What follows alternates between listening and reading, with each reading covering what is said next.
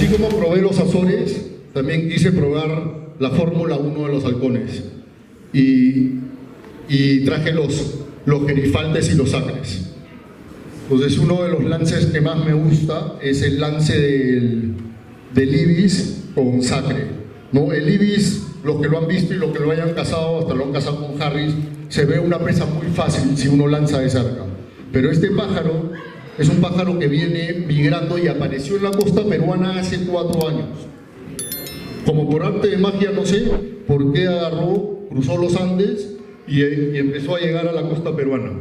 Y han llegado en bandos gigantes de más de miles y hacen mucho destrozo en los cultivos de alfalfa, porque es un pájaro que tiene una pata muy grande y los campesinos de la zona de Pisco están desesperados porque les chancan todos los cultivos, ¿no? Este es un sacre blanco que traje de China en un lance tradicional árabe a un alcaraván, ¿no? Este es un halcón gerifalte mío que yo tenía en España, y estoy ahí en España cazando con mi gerifalte faisanes. Ese mismo día vendí mi halcón, porque estaba con un grupo de halconeros que me dijeron, ¿me lo vendes? Y dije, llévalo.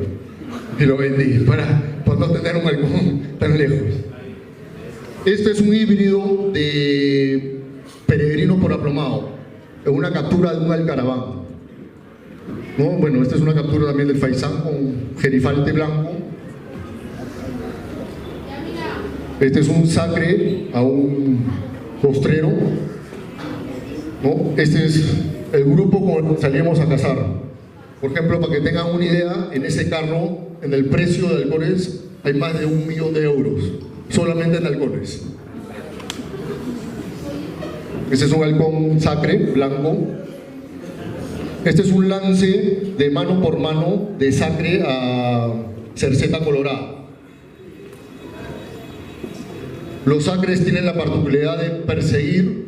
Mientras ellos sigan viendo la presa, el lance puede estar fallido y ellos siguen persiguiendo. La presa le puede haber sacado 1 kilómetro, pero mientras que el sacre la siga viendo, ellos siguen y siguen y siguen. Y más su caza es por presión. O sea, van presionando a la presa hasta que la presa pierde la cabeza, porque todavía sigue viendo al depredador detrás, y pueden haber lances de 25 o 30 kilómetros. Por eso es recomendable usar este GPS.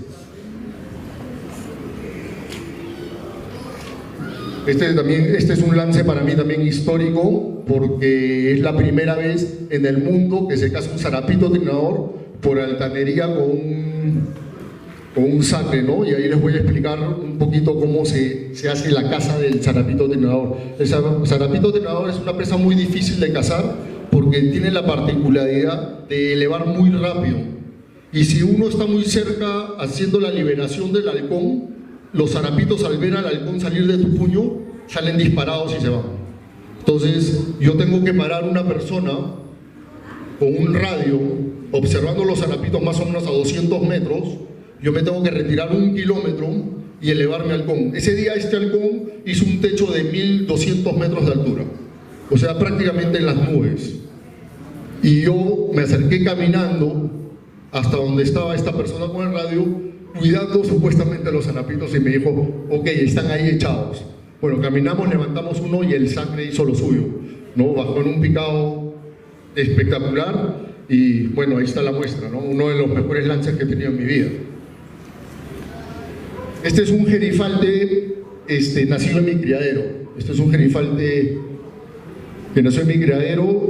Lamentablemente este gerifalte lo perdí cazando, se metió al mar detrás de un postrero, lo capturó en el mar y se ahogó. A las 2 horas el mar regresó mi halcón. Yo estaba en mi casa viendo el GPS, que ya me indicaba que el pájaro había sido varado a la orilla, y fui a recogerlo, ¿no? Y como me dijo el dueño de Marshall, es el GPS mejor pagado. Bueno, le digo, sí, pero perdí mi halcón, ¿no? Este es un híbrido de peregrino por aplomado.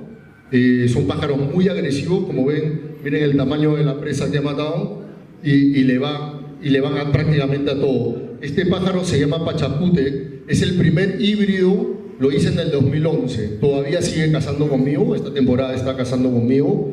Es el primer híbrido que se hizo en el mundo, ni siquiera acá en el Perú, sino en el mundo de peregrino por aplomado, ¿no? Y por eso se llama Pachacútec, porque significa el que va a cambiar el mundo. Y después de él vinieron miles de híbridos así, que han tenido mucho éxito en Europa, Alemania. Este es un lance de un 7/8 de gerifalte por sacre a un ibis, en el cual lo va a cuchillar ahí.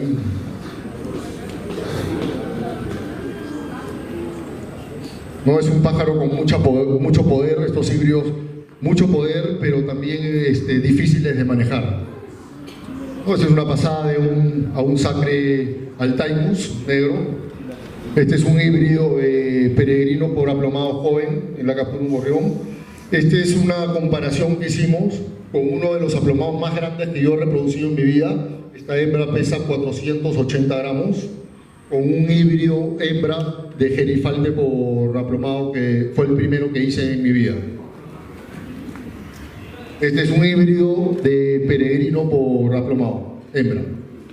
Este es un híbrido de aplomado por gerifalte blanco. ¿Quieres uno? Claro.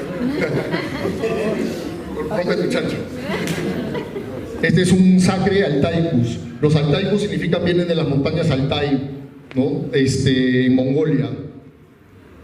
Bueno, y aquí les muestro un poco para que tengan idea cómo es un lance a ibis, ¿no? Este es un video que filmó Jim Nelson, un centrero norteamericano muy reconocido, que vino especialmente a ver este lance, ¿no? Que vino a ver estos pájaros cómo cazaban, porque él nunca había visto cómo un sacre perseguía y él creía que era imposible cazar estos pájaros.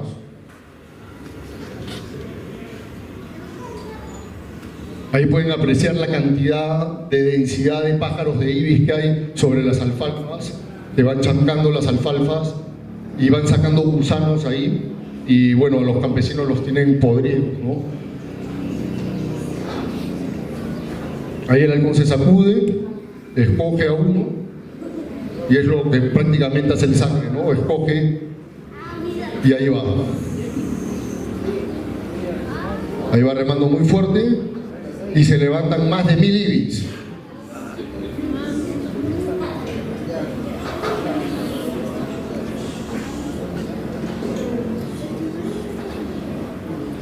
Esa persecución duró 20 minutos.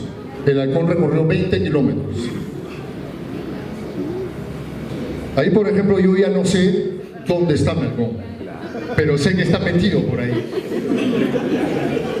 Y ahora van a ver cómo hacen un flock como si fueran estorninos. ¿Han visto los estorninos cómo hacen? Y es justo lo que decía el americano. Esto parece una persecución, ¿ven? Una persecución de un esmerejón a estorninos, pero en gigante.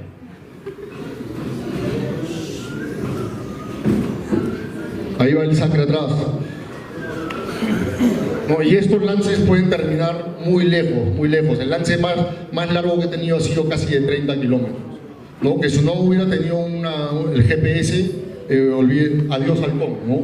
Y con lances de esa naturaleza hay que tener mucho cuidado también por la gente del campo, porque ven al halcón y le meten un palazo, lo matan, cae un perro. Hay muchos factores que hay que tomar en cuenta, ¿no? Ahí está metido el halcón. Yo ya ni lo veo cuando hago eso, simplemente veo mi GPS, y cuando mi GPS dice el halcón está en el suelo, es que ha capturado o se cansó. Una de dos. Una de dos. No, y ese lance fue larguísimo. Mira, ahí se los llevó, se fueron y después de un rato van a regresar. Bueno, este es un híbrido que hice hace un par de años, que se fue a Emiratos Árabes. Este es un híbrido importante porque quedó número 10 en las carreras de Dubái. Y fue importante tener mi nombre en una de las carreras más importantes, que era la Copa del Rey de Dubái. ¿No? Este es un lance tradicional de un sacre Altaicus a un alcaraván. Esta es una captura con un ibis, y ahí pueden apreciar el halcón persiguiendo un bando de ibis.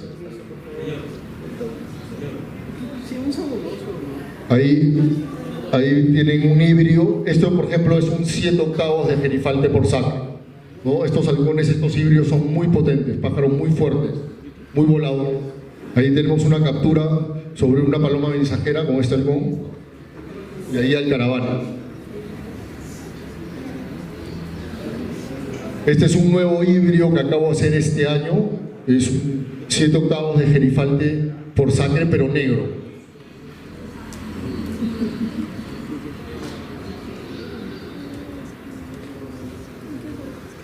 Ahí queda. Bueno, esa es un poco la historia de los híbridos en el Perú, ¿no? Recién tengo, bueno, no recién, ¿no? Desde el 2011, no es tampoco, ¿no? Unos años haciendo híbridos. Yo hago híbridos de peregrino por gerifalte, aplomado por gerifalte, generalmente todo con gerifalte. Todos los que son halcones, todos los halcones le meto gerifalte. El mercado que yo tengo es Emiratos Árabes, Qatar y Arabia Saudita. Buscan hoy en día los puros. Antiguamente los híbridos eran mucho más cotizados, pero los árabes ponen la moda en la cetrería y hoy en día quieren pájaros puros. Entonces hay una competencia ahora de nuevo en quién tiene los halcones más puros, porque hoy día en el mundo tú pides un halcón en España, pides un sacre puro y si le haces ADN por ahí salta un gerifalte y es muy difícil hoy en día encontrar un halcón puro, es muy difícil. Entonces los halcones puros son muy valiosos, ¿no? Bueno, aquí pasamos un poco a los halcones peregrinos, ¿no? Este es un lance tradicional a paloma uculí con un halcón, un peregrino que se llama Jensen.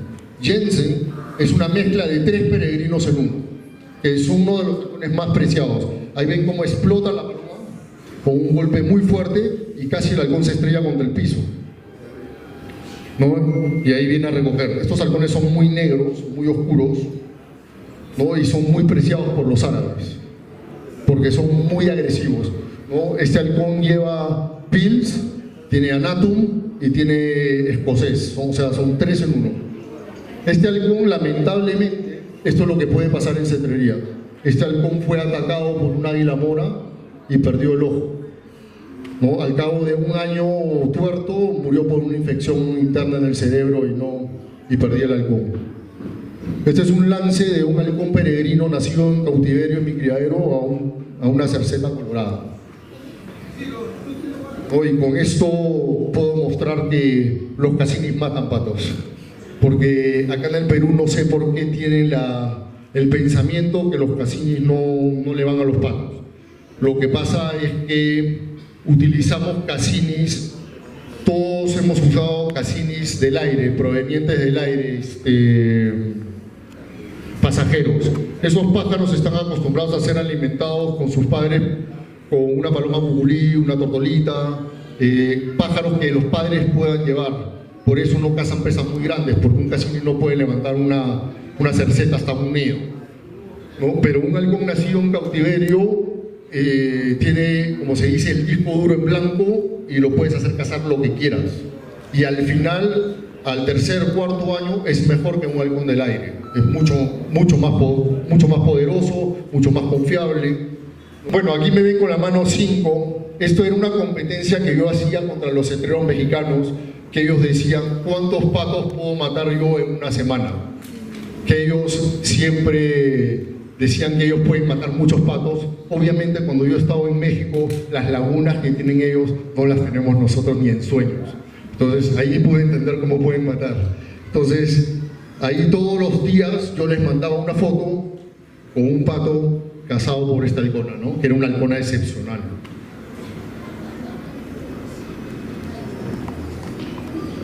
Este halcón, por ejemplo, algunos de los que me conocen habrán oído del halcón perdigón.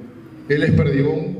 Este halcón ha cazado conmigo 17 años y la historia de él es muy bonita porque cuando David decía, hicimos el trabajo de la ley, y David se va a acordar, yo tenía halcones del aire y para dar el ejemplo agarré a todos mis halcones y eran halcones de 11 años, 10 años cazando. Incluso la halcona que sale ahí con los patos, los liberé a todos. Los liberé a todos y solamente me quedé con los halcones nacidos en cautiverio, porque era lo que buscábamos. Y entonces, dentro de mi filosofía dije, ¿cómo le puedo exigir al resto que tengan halcones nacidos en cautiverio si yo tengo halcones del aire. Y los tuve que liberar, con el dolor de mi corazón, liberar a mis mejores halcones. Y este halcón, con otra halcona que se llama Louis, que lleva el nombre de mi hija porque lo capturé con ella, se quedaron a vivir en mi casa durante 3 años y se paraban en la chimenea de mi casa. Y mi esposa me decía todos los días, oye, sal a darles de comer, que ahí están pillando. Y pillaban cuando tenían hambre y no habían cazado. Y el chico que trabajaba conmigo en esa época salía, les tiraba un par de codornices y los halcones bajaban al jardín, la recogían y se iban a la chimenea. Y el problema es que esos halcones hicieron territorio en mi casa y no me dejaban volar ningún halcón. O sea, yo cuando salía a volar con mis halcones, con los halcones ya nacidos en cautiverio, venían estos dos y los atacaban y los botaban.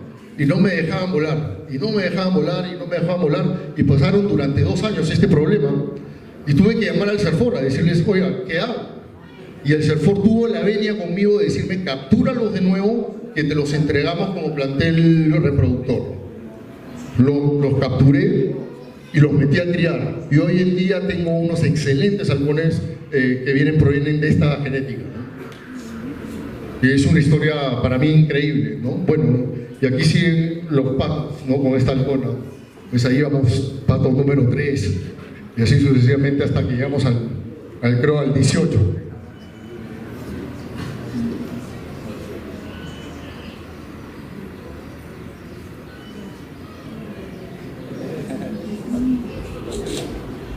Sí, después faltaron dedos, ya había otro que contaba al costado. Esto, por ejemplo, es un lance para mí excepcional, nuevamente el chorlo de campo, pero volado por altanería. Y para mí es una de las presas reinas de la cetrería que hay en el Perú. Creo, con dudas decir, creo que soy el único en el mundo que la caza. Es una presa muy difícil, muy difícil de cazar. No he visto ninguna fotografía de ningún cetrero en el mundo con un chorlo de campo por altanería.